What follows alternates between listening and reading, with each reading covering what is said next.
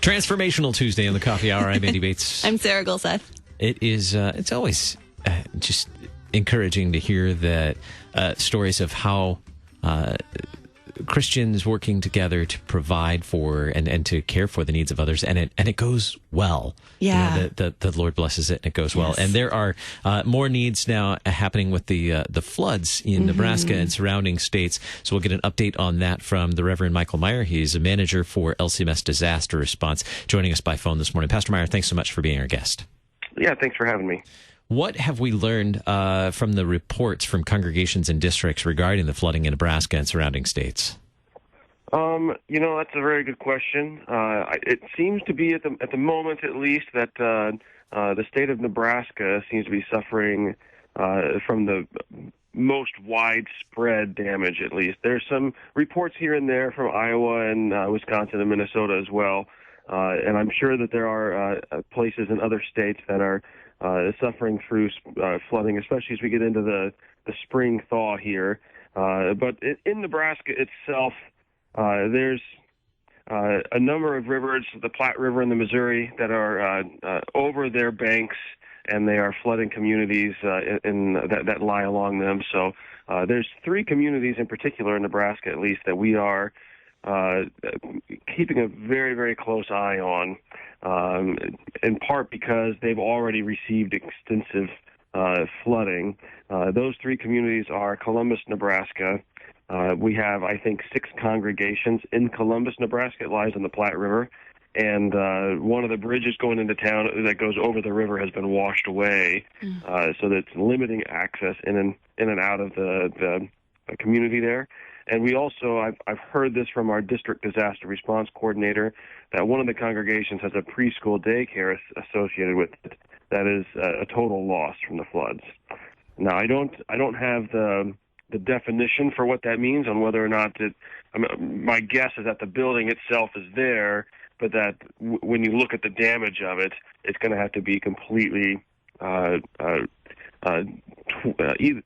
gutted and rebuilt. So that's one community that we're looking at. Another one is in Fremont, which is a little east and south of Norfolk and north and west of Omaha. From the reports that we have coming in, the city of Fremont, where we have a couple of different LCMS congregations, is that it's an island. So it means there's no way in and out of that community right now. Now, these were reports that came in on Sunday, which is 2 days ago, and it's possible that the waters have receded, at least temporarily, so that there may be access to that community again.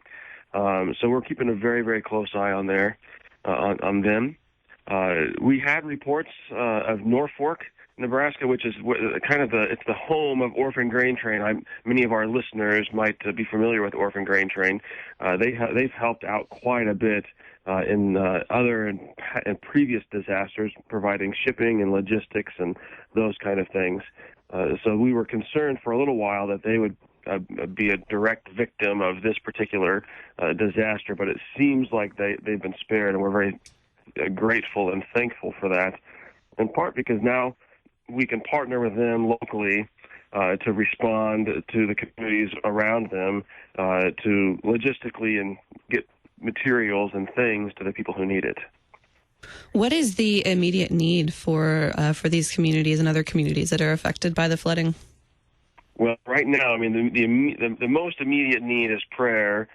Some of these communities do have needs of food and water because, water systems have been compromised with the flooding, or the power is down, so they can't, the water companies are not able to provide it cleanly to the customers.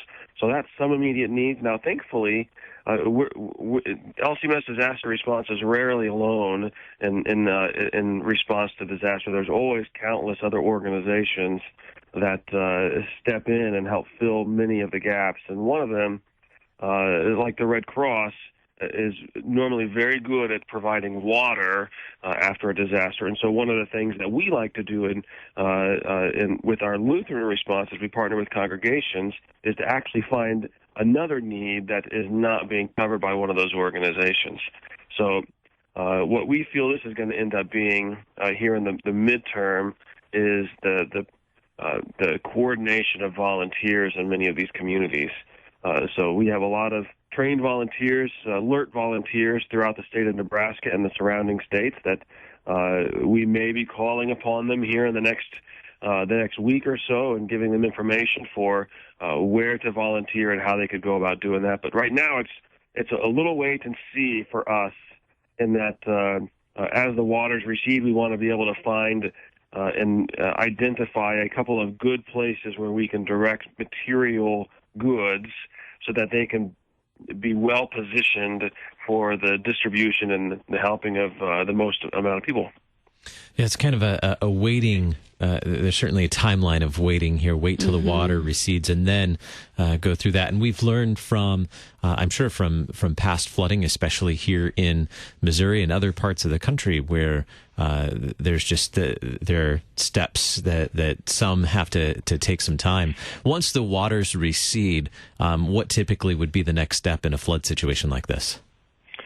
Well, one of the things that we're going to do, the waters are receding this week. So on Thursday, I'm going to travel there and visit with the district president and with the district disaster response coordinator. We're going to visit a number of these communities, the ones that were most impacted, that we're hoping to be able to set up a couple of what we would call mercy centers associated with congregations. So we want to lift up the congregations and their ministry to the community that they're already engaged in.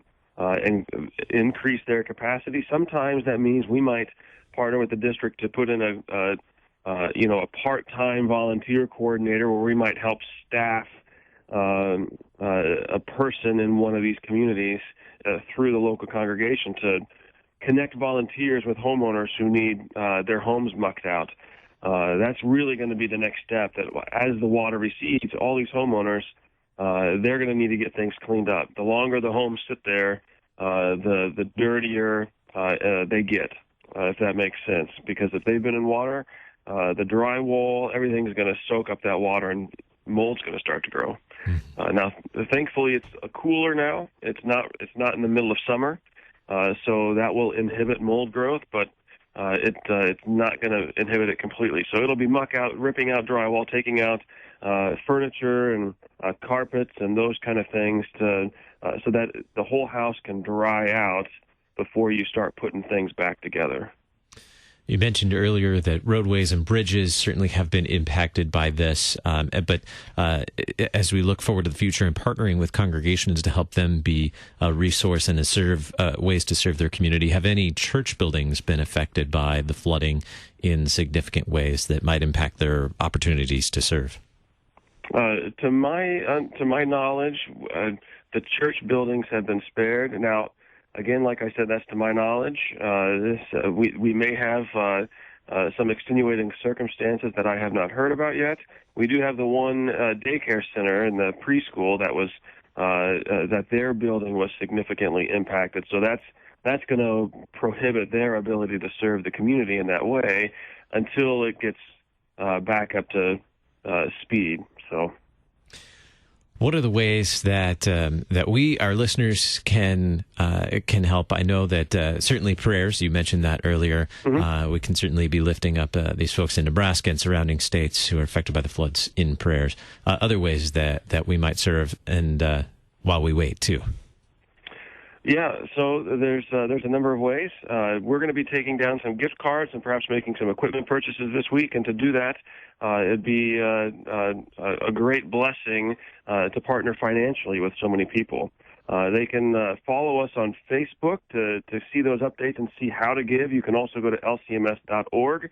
And it's a rotating tile. It means it's when you open up the main LCMS page, you'll see it rotating across the top in the pictures for disaster response on how to give and how to learn more about what's going on and how to help. They can also text GIVE to 41444 and it'll begin a series of questions on how much you would like to give and in what way. So that's a very simple way to provide a donation. And then everything that we receive for flood response, we make sure is used in the response to floods. So it's not going to be diverted into other areas. Now, if someone is interested in volunteering, maybe who's close to Nebraska but hasn't done that yet, are there steps that they can take now to prepare themselves to volunteer as they wait for the waters to recede? Yeah, for those that are already trained volunteers, we just sent out an email to all of our trained volunteers that we have information on to get them into a database that we've been building, and then with that database, we'll be reaching out to them via email to let them know of those volunteer opportunities. So for those that are local and close by that have been alert trained, they can use that email, or you can simply email us, disaster@lcms.org, and we can get you a link that will allow you to be a part of this volunteer database to receive additional information. There's also going to be tons of information on the Nebraska District website, so I'd be remiss not to mention that. I don't have the full URL in front of me for that, but if you were to type into your web browser, LCMS Nebraska District, it would be one of the first links brought up. Very good. The Reverend Michael Meyer, who's manager for LCMS Disaster Response. Thank you so much for sharing this update with us, and certainly we'll be including the folks in Nebraska and Iowa, Wisconsin, Colorado, the surrounding states as they are encountering the floods there. Thanks so much for being our guest this morning on the Coffee Hour. Yeah, you're welcome. Thanks for having me. Safe travels as well as you make your way there. Yeah. Coming up later this week, we had the opportunity to visit with two authors in the Lutheran Witness. Had a chance to record with them. Both happen to be seminary professors, both named Joel as well. It was Joel Day. It was. It's Joel Week on the Coffee Hour as we have a chance to talk with Reverend Dr. Joel Bierman and Reverend Dr. Joel Ilowski, both seminary professors who contributed to the March issue of the Lutheran Witness. Some good stuff. I really think that we're working on some theological degrees here with this. I think so. I'm okay with that. 200 more interviews, and we should be close to having the credits for one class, maybe. Sure. What do you think? Yeah. Thanks for joining us for the Coffee Hour today. I'm Andy Bates. I'm Sarah Golseth.